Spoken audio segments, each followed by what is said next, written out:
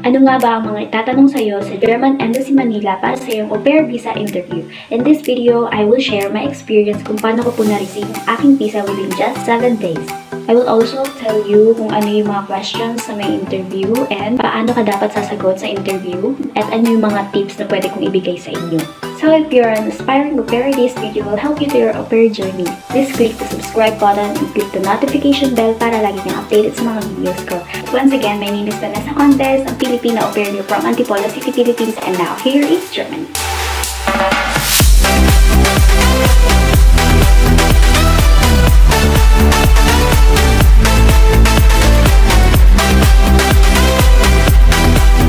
Hi guys! Welcome back to my channel. So this video is requested by It's Me 4197 na nag-comment sa last video ko. I hope makatulong to sa'yo. So yung last video natin guys, pinag-usapan po natin is yung mga requirements sa may visa. And then kung anong gagawin mo once nandun ka na sa loob ng German Embassy Manila. And now, pupunta na tayo sa my interview. So, ito guys yung mga comment nila ni Angela Farcon. Ano po question sa inyo during visa application interview? At saka kay Leslie Arianza na ang question din is the same. Yung mga tinanong sa'yo ng visa interview mo. So, yun guys, first question na i-ask nila sa inyo is yung personal information nyo po guys. Introduce yourself, family background, educational attainment, work experience, ganyan. So, number 2 guys na itatanong nila sa inyo is what is an au pair? So, na-explain ko naman na yan sa past videos na in-upload ko. So, what is an au pair? Au pair is a cultural exchange program. So, number 3 guys na i-ask nila sa inyo is how did you hear about the au pair program or where? Paano nyo nalaman yung au pair program and then saan? What social media? For example, pwede guys like through Google, Facebook, or YouTube. Number 4 question guys is why do you want to become an au pair? So, better to answer that is to learn the language and to experience the new culture.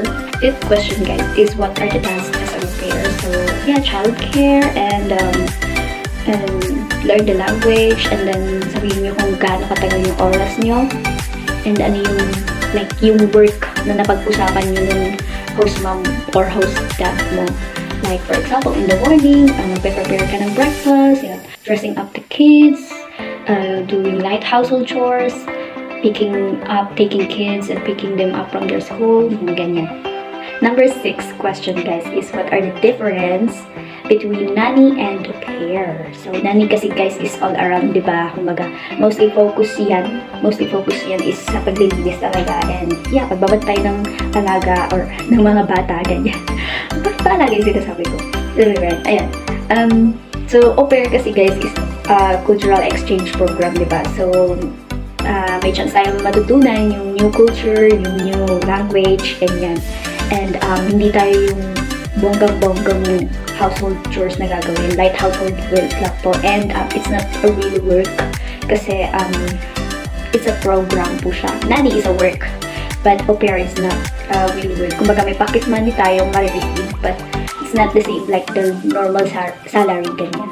Of course, as an au pair, you will become a part of the family. Number 7, guys, is do you have a relatives or a family in that country or in the Germany? So, just answer yes or no. So, number 8, guys, tatanungin nila yung background ng host family mo. So, tell them your name, age, possibly birthday din, tinatanong yan, and then ilan yung anak ng host mom or host dad mo, and then paano sila nakilala, and paano kayo nag-uusap, and then saan, like paano kayo nag-interview, ganyan. Sa akin kasi through WhatsApp, and I get in touch with them through emails din, ganyan. 9th question guys is how much your pocket money, and then paano ka i-accommodate kung may sariling kwarto ka ba, and then kung ilan yung day off mo per week, ganyan.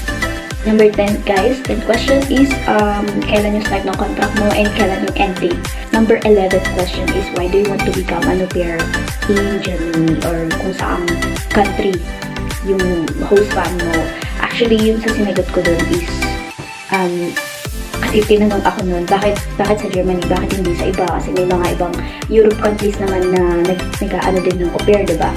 Then, sinagot ko na nag-send ako, hindi lang sa Germany, kumbaga meron din sa other Europe countries like Switzerland, and Denmark, or Netherlands. But since ito yung host na nag-accept ng application ko, grinab ko na yung opportunity. Since also, Germany has a rich history, ganyan. So, tinake ko na. Kasi maganda naman yung, yung opportunity. Number 12 question na itatanong nila sa inyo guys is when ka nag-start mag-aral ng German. And then, when ka nag-exam, when mo na-receive, kailangan alam mo yan guys. Kasi tatanong nila yan. I-check nila yung sa may certificate din na ipapasok mo. So, ang next question is, what are your plans after au pair? So, ang dapat mong isagot dyan is babalik ka sa Pilipinas. Kapag ang isasagot mo dyan is, I want to work there or extend everything, madi-decline ka agad kapag sasabihin mo na gusto mo mag-stay and gusto mo magganito, ganyan. Kailangan ang i-answer mo lang talaga is babalik ka ng Pinas, and ang possible na gawin mo, yung future plans mo is like to continue your German study in the Philippines, and then possibly apply as a teacher or a tutor in German school in the Philippines. Ganyan. That's the best answer. Next is, I don't know, pang ilang number na ba?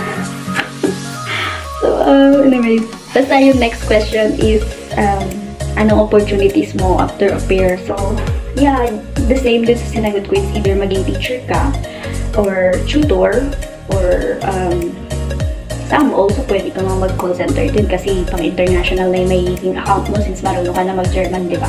So, this is the last question na possible na itanong sa'yo. Pero tatanong din to sa akin. So, tinanong nila sa akin is, what if, this is a tricky question actually. So, what if may extra job na i-offer sa'yo and then for extra income, ganyan. So, tanong nila sa'yo is, i-grab mo ba? Ganyan. So, syempre, yung dapat mong isagot is no.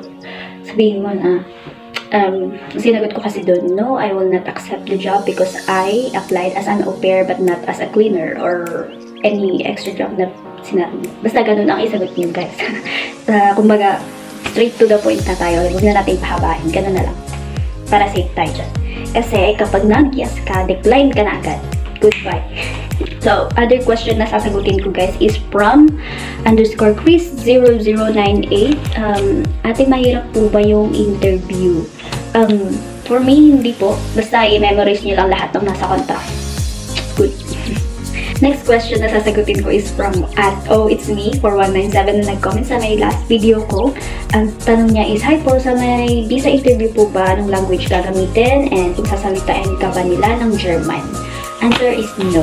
Ang question sa akin kasi Tagalog, tapos may German na lahi na magtatanong sa'yo, pero English yung kanyang salita. So, kaya yan. Basta aralin nyo lang. Nasa contract nyo and yung mga tips ko sa inyo. Another question from Leslie Arienza, Crystal De La Cruz, at Ivy_BK2OF, and at Jessica Earl Maaba. So, question nila is, how long did you wait before mo na-receive yung visa? Bali, November 17 kasi ako nag-apply ng appointment, and then November 23 yung visa appointment ko. After nun, November 30, na-receive ko na yung visa ko. Na-deliver na sa bahay. So, from the appointment to the delivery, mga 7 days. Approved. So, last question from Crystal De La Cruz. Ganda yung question niya, bali, kasi may mga chances ba na ma-reject yung visa mo? So, to answer that, yes po, meron. One reason is, hindi kumpleto yung requirements mo. Next is, may nare-reject din po dahil sa motivational letter. Next possible reason din is, pag sinabi mo na gusto mo mag-work ng part-time while you're doing the au pair year. Next is, pag sinagot mo din na gusto mo mag-stay dun sa country na yon, kumbaga sinabi mo na gusto mo dun mag-stay and everything, kasi kailangan mo talagang sabihin na, yes, babalik po ako ng Pinas. For example, yes, I will return to my home country and teach my family what I learned in my au pair year. Dapat ganon, hindi pwedeng I want to stay here. Kasi nga, maximum au pair stay is only 1 year in Germany. So, hindi ka talaga pwede mag-stay ganyan as an au pair, ganyan. And also, kapag sinabi mo na I want to stay and look for a husband. Ganyan. Di, kalimutan mo na. Decline ka na agad.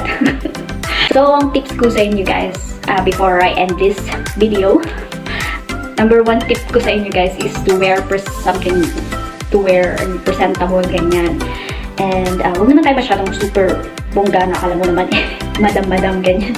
So, yung mukha ang neat and presentable. Like, ano bang suot ko? Yeah, polo jack, and then may coat ako.